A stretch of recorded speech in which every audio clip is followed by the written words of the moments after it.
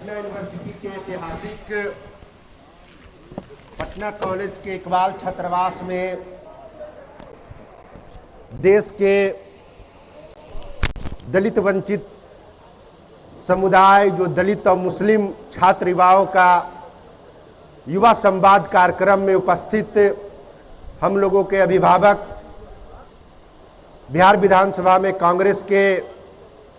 नेता शकील अहमद खान साहब, दिल्ली यूनिवर्सिटी के प्रोफेसर रतन लाल जी, बहुजन पत्रकार शंभू जी, संघर्षों के साथी हम लोगों के अजय पासवान जी, शशिकांत जी, चंदन पासवान जी,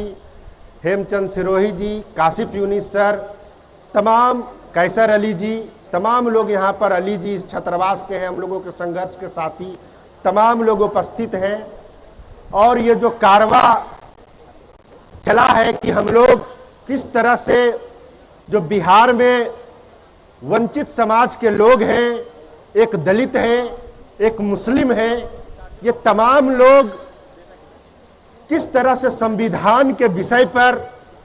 संविधान के अधिकारों के विषय पर, चाहे वो रोजगार का मामला हो, आरक्षण का मामला हो, SC ST उत्पीड़न का मामला हो, मुस्लिमों के साथ मॉब लिंचिंग का मामला हो, या इस देश में उसे दूसरे निगाहों से देखने का मामला हो, इस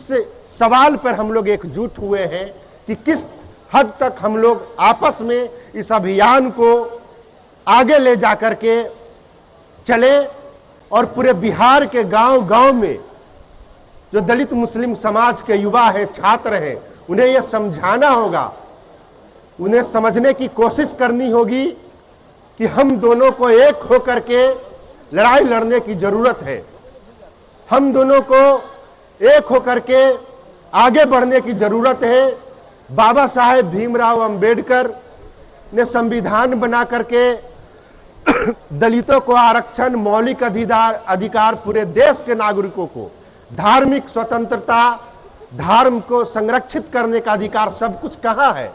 इसी संविधान में नहीं थे। तो संविधान सबसे सर्वोपरि है। मैं हिंदू धर्म में पैदा लिया हूं, अनुसूचित जाति में पैदा लिया हूं,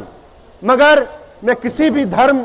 से ऊपर बाबा साहेब अंबेडकर का बनाया हुआ संविधान जो हमें सामाजिक न्याय, स्वतंत्रता, धर्मनिरपेक्षता की गारंटी देता है, मैं संविधान को सबसे ऊपर रखता हूं। उसके लिए कुछ भी करना पड़े तो कर जाऊंगा, क्योंकि संविधान है तो हम लोगों का अस्तित्व बचा है, संविधान है तो हम लोगों का न्याय बचा है, संविधान है तो शिक्षा बचा है, संविधान है तो रोजगार है, अन्यथा कुछ नहीं है। आप किसी भी धर्म के लोग हों,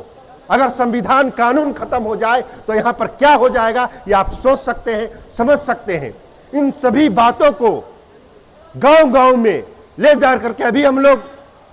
पिछले 15 दिन से पूरे बिहार के अंबेडकर कल्याण छात्रावास में जा करके इस मुहिम को चला रहे हैं, दलितों को समझा रहे हैं, मुसलमानों को अल्पसंख्यक छात्रावास में जाकर के समझा रहे हैं कि आप समझिए कि इस देश में क्या हो रहा है, हमारी एकजुटता जरूरी है,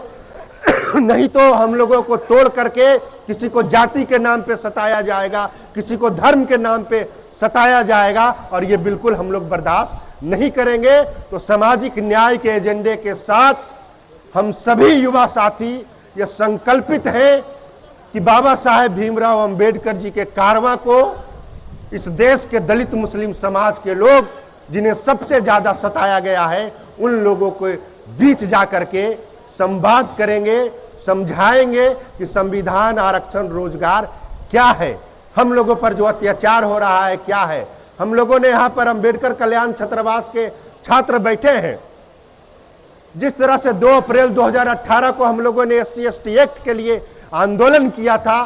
और सरकार, भारत सरकार झुक गई थी, फिर उसी तरह से SC ST एक्ट को कमजोर करके 41 का नोटिस हर SC ST एक्ट में दिया जा रहा है। तमाम जो दलित बुद्धिजीवी हैं, अकलियत समाज के लोग हैं, मुसलमानों ने कभी भी हमारा आरक्षण का विरोध नहीं किया। तो सबसे बड़ा भाई अगर कोई है तो वो मुसलमान भाई लोग हैं, जो हम दलितों के साथ हमेशा खड़ा रहते हैं। मैं खुल करके हर मंच से बोलता हूं कि आरक्षण का विरोध कभी कोई मुसलमानों ने किया नहीं किया, तो हमारा भाई कौन हुआ? कौन करता है आरक्षण का विरोध? जो मनुवादी लोग हैं, जो जाति व्यवस्था, ब्राह्मणवादी व्यवस्था को आगे बढ़ाना चाहते हैं, वही लोग आरक्षण का विरोध करते हैं। तो आप तमाम लोग इन बातों पर अमल करें।